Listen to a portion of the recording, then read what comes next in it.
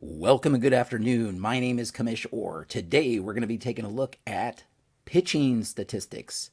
I will call this one Pitching Stats 101, and I'm going to go over the common basic pitching stats and explain what they mean, and also give you some examples of what good stats are and what average stats are and that kind of thing, using the 2023 Major League Baseball season, since that's the last full season that we have a complete season's worth of stats for. Now, I had done this previously with batting stats, so check out that video first if you want to learn more. And as I mentioned in that video, this video is not for baseball experts probably, because you probably are already aware of what all of these mean and some of the intricacies of how they're determined. But it's really more geared towards baseball newbies or people who aren't very familiar with baseball and they just want to learn more about it. So that when you come over here to a site like Baseball Reference, you can take a look at these stats that are usually down here, and you'll know what they mean and what you're looking for and what good stats are, what bad stats are, what average stats are in these categories, and also what these abbreviations and acronyms mean up there. So that's kind of what it's geared towards. If you're somebody who is somewhat familiar with baseball, but maybe not an expert, you may learn some stuff here. But if you're a baseball expert, you probably already know this stuff. So this video isn't really for you. Also, as I said in that video, I'm going to give you the basics, the high level, but I'm not going to, there may be some little intricacies that I don't mention, just to kind of keep things basic. But I'm going to give you the basics, the overview, and that kind of thing, and we'll kind of take it from there. Once again, if you come over here to Baseball Reference, you can, if you're looking at a pitcher like Spencer Strider here, and you scroll down, you'll see a couple of things. You'll see the last, usually they have like a game log, the last few games that they've pitched, for example. But you can also see their seasons of stats, what year and how old they were, what team they played for, and that kind of thing, and then their stats after that. So that's what I'm going to be covering, is what all of these headers mean and represent.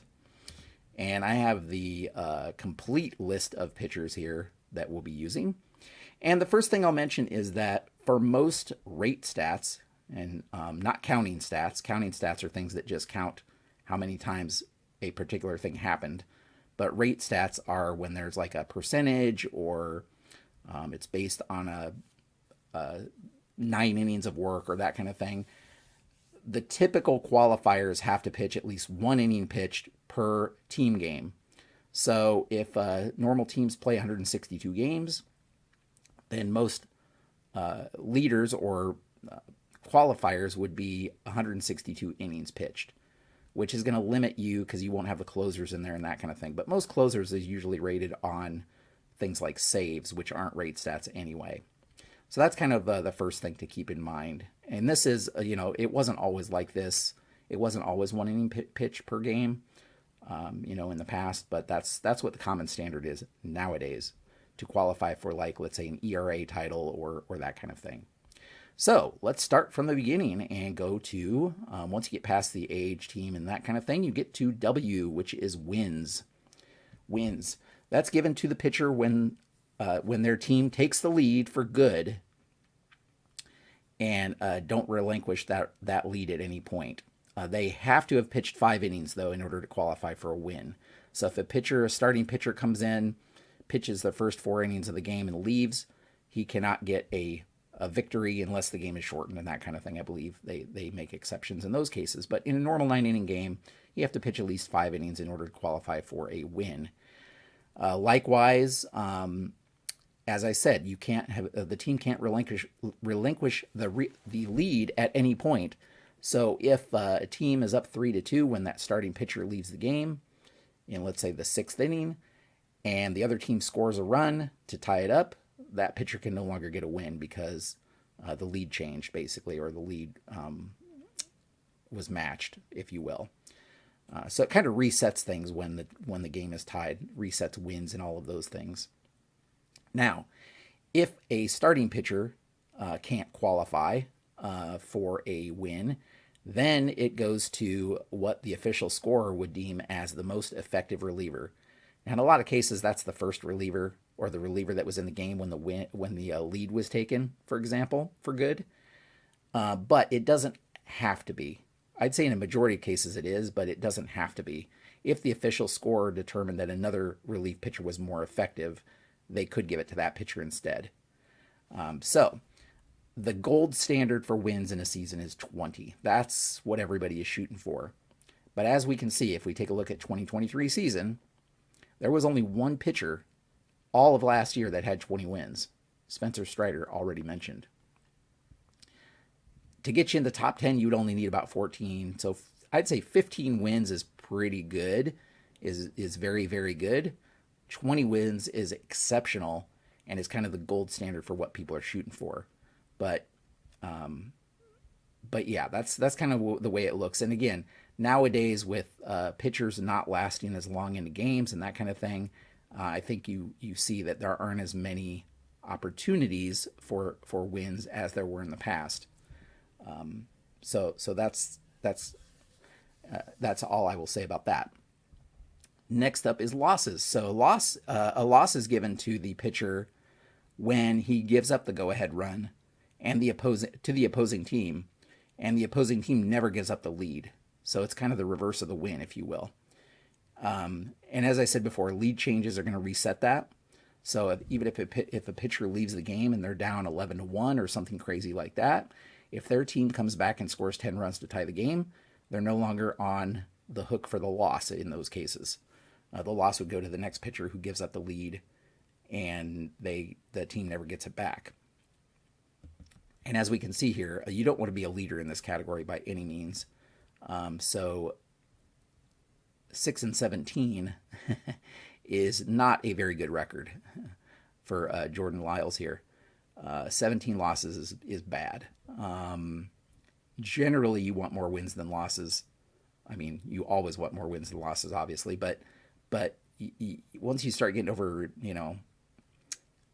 12, 10, 11, 12 losses, it's pretty bad. It's pretty bad. Now, the thing that I will also mention, and maybe I'll mention this when I talk about win-loss percentage, which is the next category. Win percentage or win-loss percentage is basically just your wins divided by your decisions. And a decision is if you've gotten awarded either a win or a loss, for example.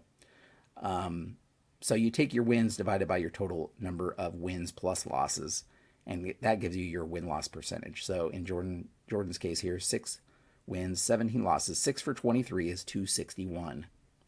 Whereas, when we're looking back here at Spencer Strider, 20 wins, 5 losses, he's won 80% of the games. He has a win-loss percentage of 800 here. So that's how that's determined. Now, for the longest time, wins and losses were a primary determiner of how good a pitcher was. Like this was in the past.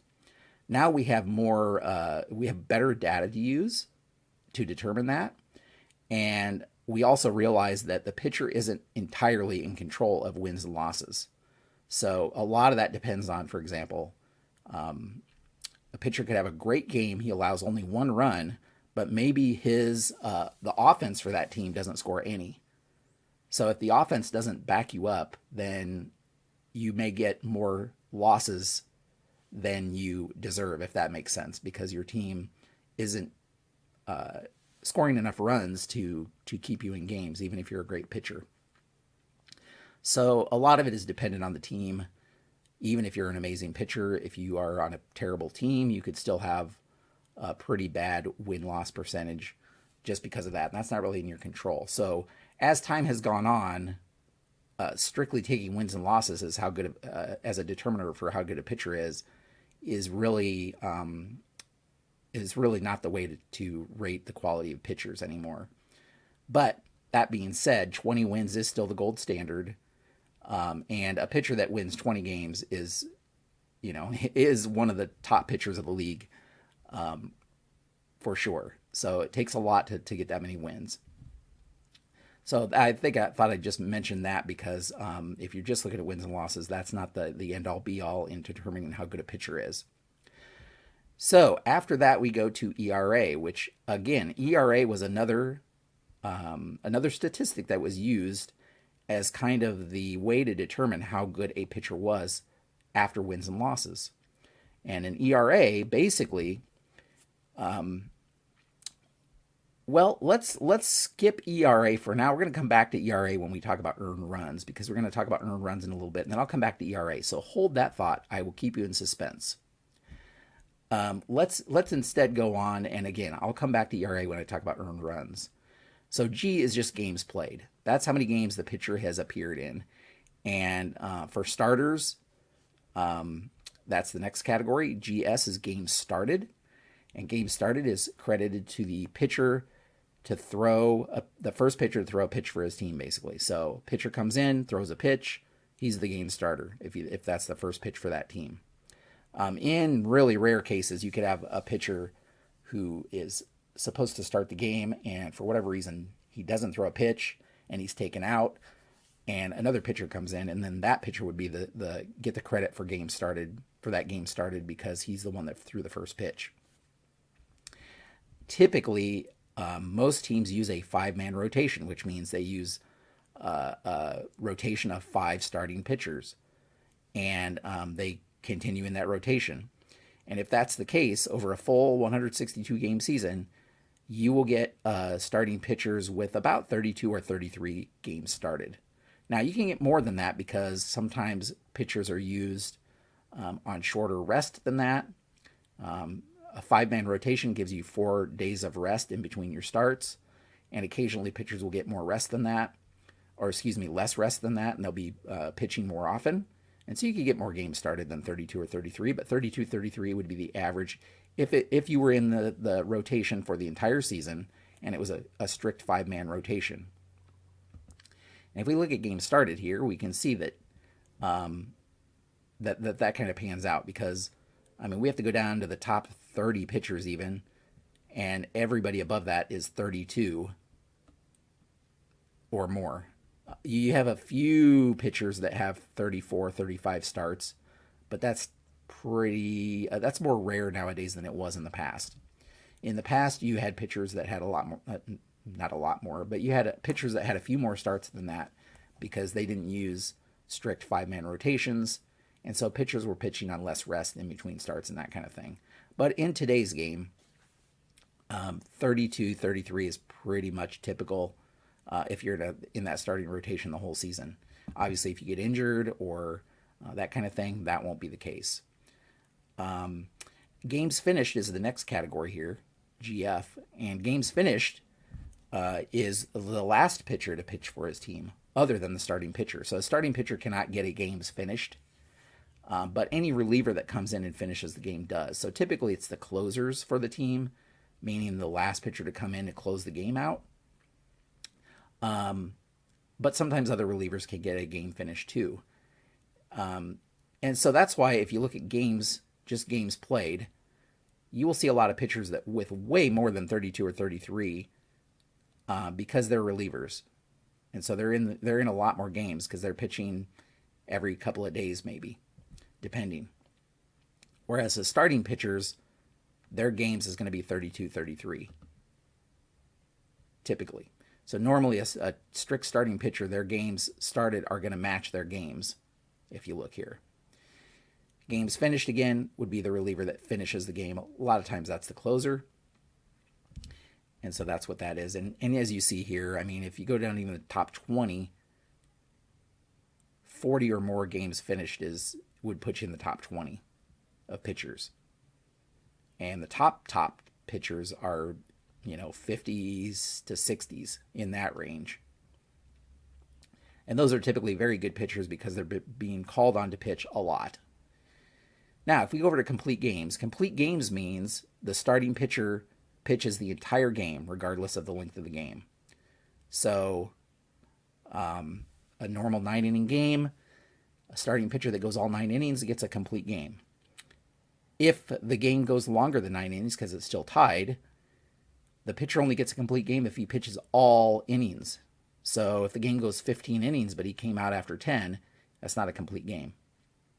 He has to be the only pitcher and he has to have pitched the entire game regardless of the length. Now, nowadays, we can see that complete games are very rare. There were only 25 pitchers in 2023 that had any complete games. And most of those maybe had one. The leaders only had 3. Now, again, this is another change from an era's past when, a lot of the time, a majority of the time, pitchers would complete their games. But nowadays, that with all of the specialty relievers and that kind of thing, it's just not very common. Shutouts would be you pitch a complete game and don't allow any runs. So you pitch the entire game, don't allow any runs. Rarely you can get a reliever that gets a shutout, but these are very, very rare. That would be the reliever comes in before there are any outs or any runs are recorded, and then he pitches the rest of the game without allowing a run. So again, that would be a case where the starting pitcher leaves early before any outs are recorded and any runs are scored, and then the reliever picks up from that point and finishes the rest of the game. That is very rare. Typically, shutouts are starting pitchers that just don't allow any runs. And again, much like complete games, because you have to have a complete game in order to have a shutout, we can see that only 19 pitchers in all of last season had any shutouts. And the most any pitcher had was 2. We had a couple pitchers with 2 shutouts. This is another stat that was more common in earlier eras when starting pitchers were used longer into games. But nowadays, it's pretty rare to get a shutout. So saves. Saves are the prime category or prime stat for relievers, especially closers. And that's awarded in very specific circumstances. So first of all, it has to be the relief pitcher who finished the game for the winning team, and they didn't lose the lead at any point. Okay? And the other requirements are that when they came into the game, they couldn't have had a lead of more than 3 runs, and they had to pitch at least 1 inning. Okay? So a pitcher is their team is up 7-4 in the 9th inning. They pitch the entire 9th, and they win 7-4. They get a save. Even if they allow a couple of runs and they win 7-6, they still get a save. Okay, because they didn't relinquish the lead at any point. Now you can also get a save if you come in with a tying run, either on deck, meaning it's the next batter to bat other than the batter that's up right now, or at the plate, so the current batter could be the tying run, or the tying run is on the bases. And if you come in those situations and finish the game and don't lose the lead, you also get a save. So this can cause things where maybe the lead is more than 3 runs. Maybe you come in with the bases loaded. That would be 3 runs. The batter would be the 4th run, and the on-deck hitter would be run number 5. So you could come in the game with a 5-run lead if the bases were loaded, and you could get a save if you didn't allow the lead to lose the lead, and you finished the game and pitched at least 1 inning like before. The other way to get a save, and this is less common, but it's still a possibility, and why some people may see a box score and say, why did this person get a save, is if you pitched at least 3 innings, regardless of the score, and ended the game, and the team that you were pitching for won the game and didn't relinquish the lead at all. So that's regardless of the score. Regardless of the score. So your team could be up 10-1, and you came in to pitch the 7th, 8th, and 9th inning. And as long as you pitch the 7th, 8th, and 9th, and you don't give up the lead, you get a save. So that one's less common, but you will see it occasionally. And that's why sometimes when you look at a box score and you're like, why is there a save here? Because it was a blowout. Occasionally saves can happen that way too. But generally speaking, the most common is the first 2 instances that I mentioned. Lead of no more than 3 runs, pitching at least 1 inning, or the tying runs on deck or at the plate or on the bases, and you come in. Because of the save, you're basically saving the game for your team, right? You're saving the game for your team because it's a close game. One may argue whether 3 runs in the 9th inning is close or not, but that's the way the stat is. And if we look at the leaders for saves, we can see that 30 would put you in the top 12. 35 or above is very good. And the leader last year had 44. So that kind of gives you an idea. Most teams have what their best reliever is, a closer, and he's there to close out games, especially close games. And so those are the guys that usually get the most saves. And that's why you'll have, let's say 30 or so. If they all stuck to just one closer, you'd have 30 pitchers with a bulk of the saves, and then hardly any others would get any saves. But it doesn't quite work out that way. But that's why the distribution is the way it is here. Now, the other thing I'll mention, it's not on these stats here. It's not on the stat line. But if you hover over, I thought if you hovered over save, you have to hover over the number here, I think. Yeah, maybe not. Maybe I'm just totally wrong. Maybe it's on a pitcher's page. Let's go to Devin Williams here. And let's go down to his pitching. Saves. Okay, here we go. So if you go to a pitcher's page and you hover over the saves for a particular season, you'll see other things listed here. You'll see blown saves, and you'll see holds. And let's talk about holds. Holds is when you come into a game in a save situation, you maintain the lead for the next reliever, and you record at least one out, but you don't finish the game. So let's say your team is up 5-4 in the 8th inning. You come in the 8th inning and you pitch a perfect 8th inning, and you leave the game, and your team still has a 5-4 lead. You get the hold in that case, because then another pitcher comes in to pitch the 9th. Regardless of what they do, you still get a hold because you held the lead for your team. Okay? That's what a hold is. Now, a blown save is a pretty bad thing that could happen. And that's if you enter the game in a save situation, but then you allow the tying run to score. Okay? Even if that run isn't charged to you. Okay, we'll talk about runs being charged to different pitchers in a little bit. But even if that run isn't charged to you, if you allow the tying run to score, you get a blown save if you come in a save situation. So you come in the 9th inning, your team is up 5-4, you allow a leadoff home run to tie the game, blown save. Okay? Blown save. Or a pitcher before you loaded the bases. Your team is up 5-4. The bases are loaded. You come into the game with the bases loaded. And the next hitter either gets a base hit or walks or whatever to score a run to tie the game. Blown save. So that's how you get a blown save. And again, if you hover over here, you can see that Devin Williams in 2023 had 36 saves. He had 4 blown saves. Okay, he had 4 blown saves. He didn't have any holds, probably because he's a closer, so he's typically not handing the ball to somebody else. But he gets 4 blown saves.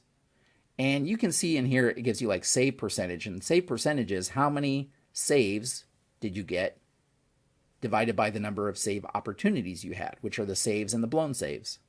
So this Williams came in 40 save situations, and 36 of those games he saved, and he blew 4 saves. So 36 out of 40 is 90%. But again, you have to kind of hover over that to get those stats. They're not just listed here. And they're not listed on this. This apparently, I thought they were, but they're not. So you can't just hover here and get those. You have to go to the players page in order to see that stuff. All right, so moving on. Innings pitched, IP, innings pitched. That's the number of innings that the pitcher pitches.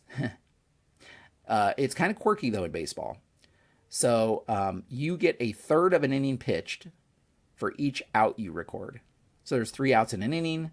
So you get a third of an inning pitch for every out you record. So if you come in and you get 2 outs, that's 2/3 of an inning. Okay, so that's how you get pitchers that have these partial innings here. 72.2, 67.2. That's 67. It's not 0.2. It's not like a regular decimal like we think of decimals. It's not 0.2, 2/10. It's 0.2, meaning 2/3. 67 and 2/3. That's what that means. That's why there's none of these decimals higher than 2. Because if it's 3/3, it would be another inning.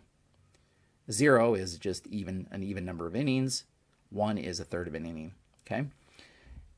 So the kind of quirky thing with this, with innings pitch, is that if you allowed 8 straight base runners to come up and bat, and you left the game, you could have 0 innings pitched. Now you're still going to get all of those base runners charged to you, but you don't have any innings pitched because you didn't record an out. Okay, you only get the innings pitched for recording outs. So that's kind of a little quirky thing with that. Now, some of these categories I'm going to talk about here are really related to the batting categories. So I would, again, recommend that you watch that video if you want to see what some of these are, because I'm not going to go into detail again on them unless there's something pitching specific to mention about them. One thing I guess I should say is innings pitched.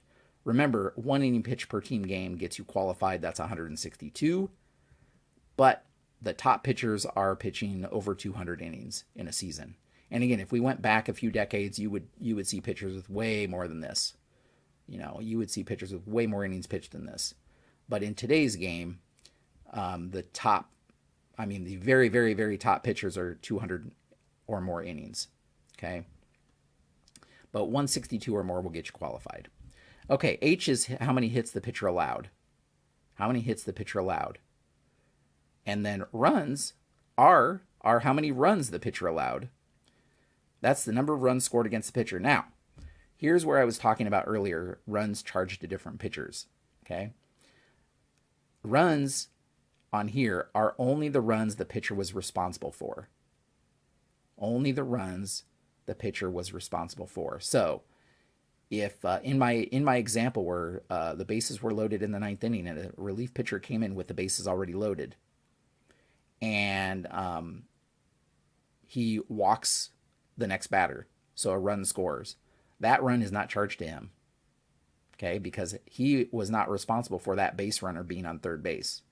The prior pitcher is the one who put that base runner on third base, is responsible for that base runner, even when he leaves the game. So a pitcher could come into a messy situation with runners on base, and those runners that are already on base when he comes in are charged to the pitcher that put those base runners on base, not the pitcher that just came in, even if he allows them to score. Okay? So that's kind of a quirky thing with runs. And then earned runs, you'll see earned runs are less than runs, because there are earned runs and unearned runs. An earned run is a run that scores without the benefit of an error or a pass ball. Okay, so the run scored not because of an error, or the base runner wasn't on base because of an error, or an error didn't allow that runner to score, or a pass ball, a ball that got by the catcher, didn't allow that runner to score. Those are earned runs. Now, wild pitches, which we'll talk about here in a second, wild pitches do result in an earned run because those are the pitcher's fault. But pass balls and errors, even if the error is on the pitcher, honestly, do not result in an earned run. They result in an unearned run. Okay? So if a pitcher, once again, the pitcher leaves the game with runners on base, any earned runs scored by those runners count against him. Not necessarily the relief pitcher that allowed them to score, but the pitcher that put them on base. Okay. Now, sometimes it gets a little tricky to determine whether a run is earned or unearned. So what the official scorers do is they kind of reconstruct the inning without errors or pass balls to decide whether that run would have scored anyway. Okay. So let's say, again, bases are loaded, and the next batter grounds one to shortstop, and the shortstop bobbles it and allows a run to score. Now, because it was an error, one might assume that that run is unearned, right? However, let's say the very next batter, and that wouldn't have been the third out. Well, we have to make that caveat too. That would not have been the third out. The next batter comes up and hits a home run. So in that case, that runner on third that had scored because of the error is an earned run because he would have scored anyway. Even without the error, he would have scored. Now, the batter that was on base because of the error, that wouldn't be an earned run because he would not have been on base other than for the error. Okay, so it's sometimes gets a little tricky, but what happens is the official scorer kind of reconstructs the inning, giving the benefit of the doubt to the pitcher without errors or pass balls to determine whether a run is earned or unearned. Okay, that's kind of how it is. And we'll leave it at that. There are some intricacies with there can be team earned runs or unearned runs, and they won't match the pitcher's earned runs or unearned runs. But we're not going to get into that detail in this video because it gets complicated. All right, so now that we know what earned runs are, we can go back to ERA. By the way, we'll get back to the leaders of hits and runs and that kind of thing here in a minute. So ERA is earned run average. And basically what it is a formula for is determining how many earned runs were allowed per 9 innings pitched. So you take earned runs, you multiply by 9, and divide by innings pitched. And that'll give you ERA. And again, ERA is a pretty standard measure of how good a pitcher is. It's a pretty standard measure for how good a pitcher is. Now, it's not perfect. There are flaws because if you have a bad defense behind you, and even if they don't commit errors, but they can't get to all the balls that a better defense would have gotten to, for example, there could be a lot of base hits that a great defense would have gotten to and would have been outs. So you could have a pitcher whose ERA is worse than it would have been other than for the bad defense behind him. So ERA is not perfect. However, it is a pretty standard measure of how good a pitcher is.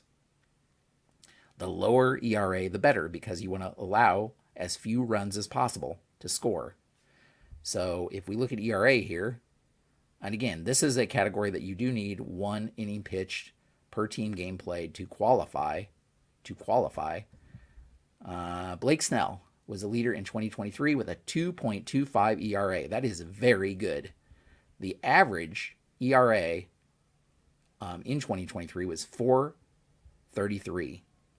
4.33. 4.33 was the average. So 225 is really good. Really good. And in fact, if you look at the top 20, 350 would get you in the top 17. So anything 350 or better would be very, very, very good for last season.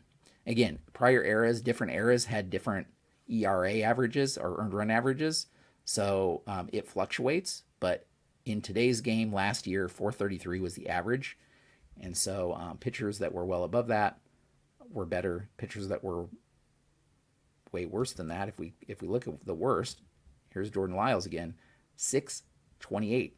That means he was allowing over 6 runs for every 9 innings he pitched, which is not very good.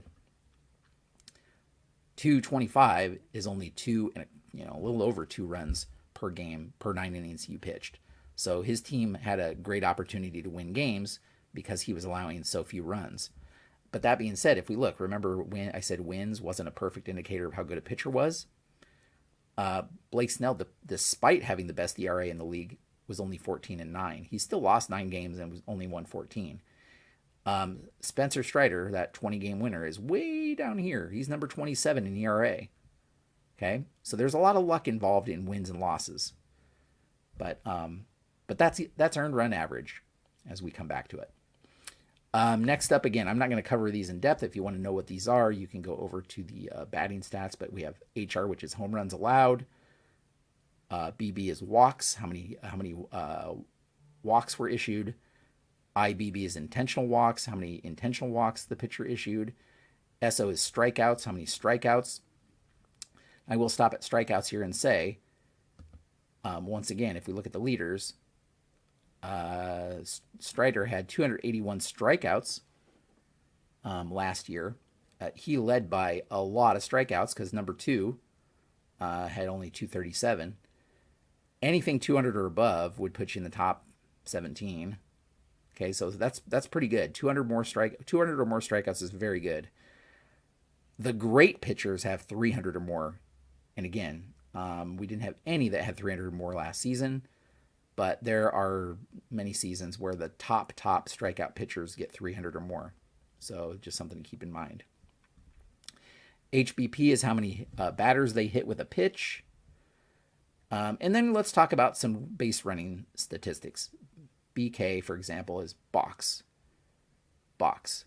And a balk is any illegal motion on the mound that is intended to deceive runners. Okay, well, the pitcher may not be intending to deceive runners when he does it, but there are certain motions on the mound that are called a balk because traditionally they're meant to deceive runners.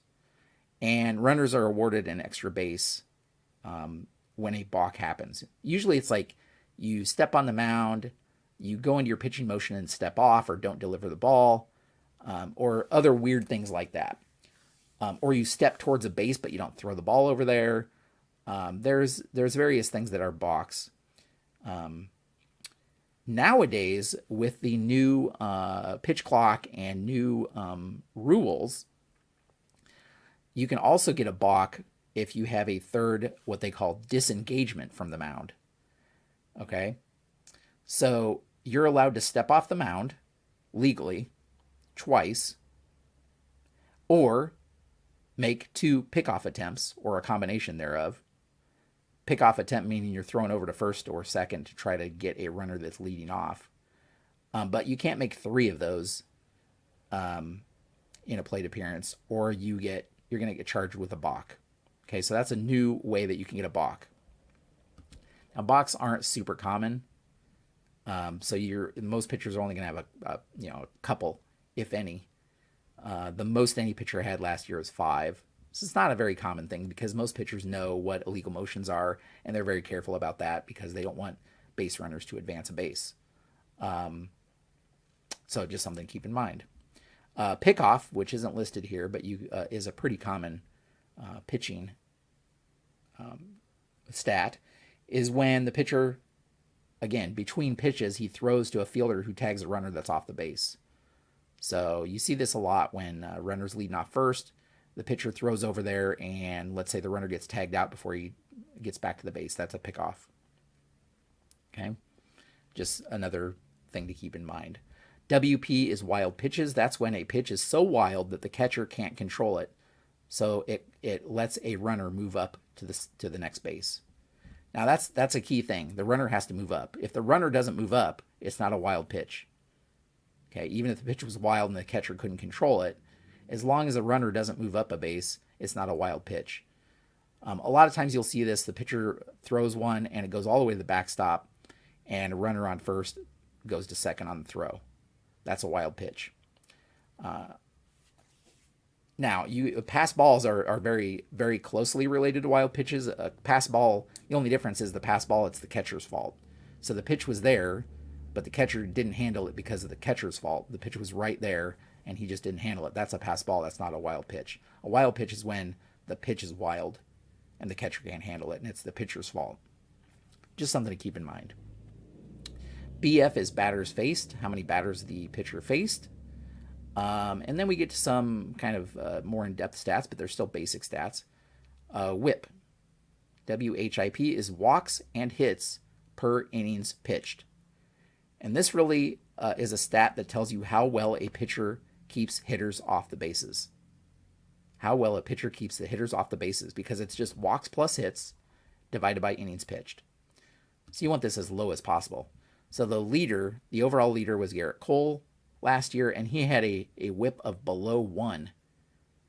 Okay, below 1. That means on average, he was allowing less than 1 walk or hit every inning he pitched. If you go even the top 20, anything better than 1.2 would get you in the top 24. So it's very, very good. On the flip side of that, the worst pitchers are in the 1.5 range. 1.5 range. That's 1.5 base runners every inning they pitch. Okay, and generally that leads to more runs scored because you're allowing so many base runners. Not always, but generally. And then, okay, and here's where we get to some great rate stats, we'll call them. H9, HR9, BB9, SO9. That's hits per 9 innings, home runs per 9 innings, walks per 9 innings, strikeouts per 9 innings. And the reason they use 9 innings is because that's the length of a normal standard baseball game. And so this is an easy way to determine how good pitchers are. And even relievers are rated for these, so you can compare relievers and starters and that kind of thing. So hits per 9 innings, the Blake Snell was allowing less than 6 hits for every 9 innings he pitched. And again, that doesn't mean he has to pitch complete game to get those 9 innings. That's just his total number of innings over the course of a season, and total number of hits over the course of the season. So he pitched 180 innings. He only allowed 115 hits. So you divide that out, you get 5.8. That's very good. Very, very good. In fact, if we go up here to the league average is 8.5. By the way, the WHIP league average is 1.315. Okay. The hits per 9 innings average is 8.5. But 8 or above would get you in the top 20. Or when I say above, I mean better. 8 or better.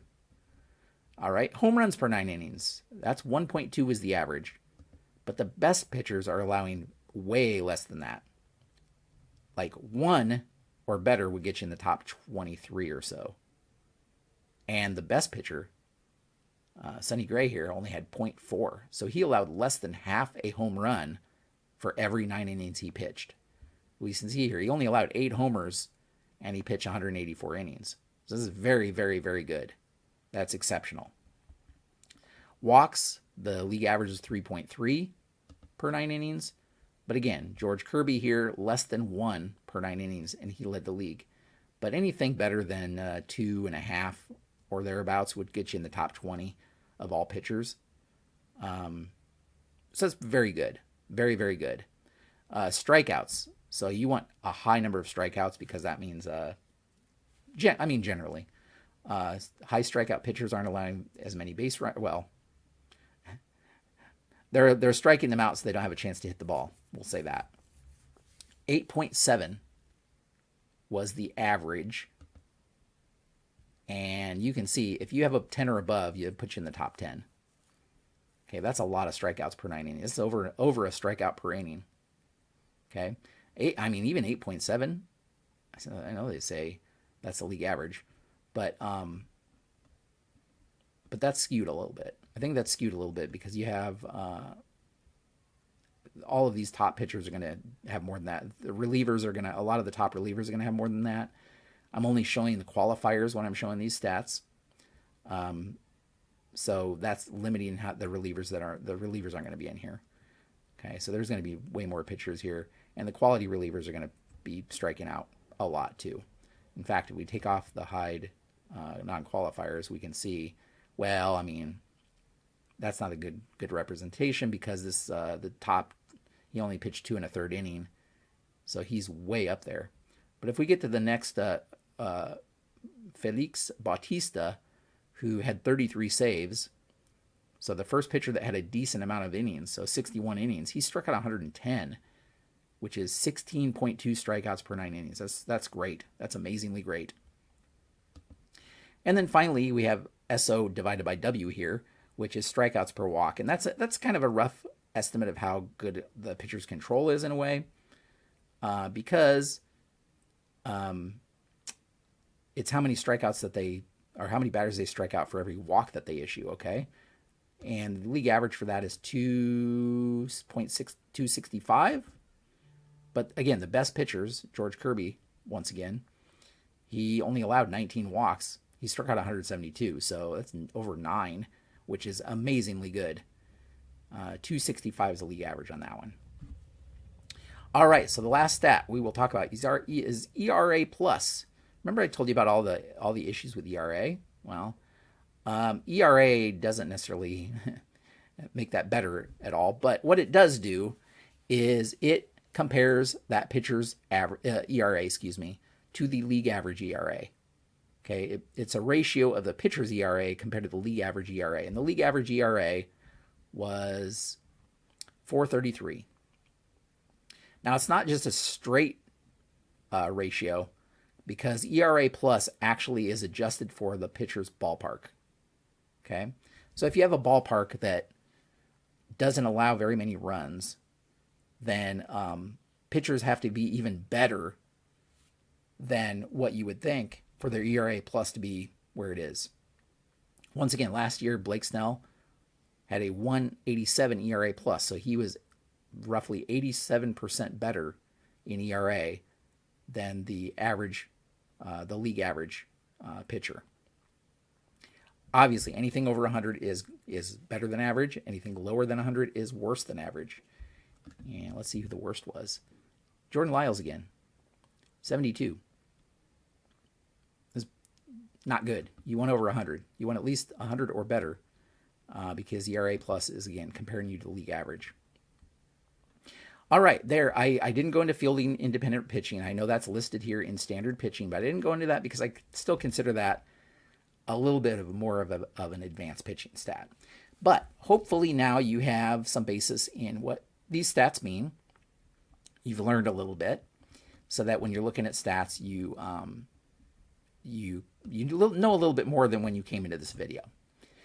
So with all that said, we'll leave things here for now. I hope to do advanced batting and advanced pitching stats, and maybe fielding stats would be next, standard fielding. So consider subscribing if you want to make sure to catch those videos. And hopefully when you watch all of these videos, if you're a baseball newbie or new to the game, you'll have a better familiarity with what good stats are and what these stats mean. So thank you so much for watching, and until next time, have a great evening.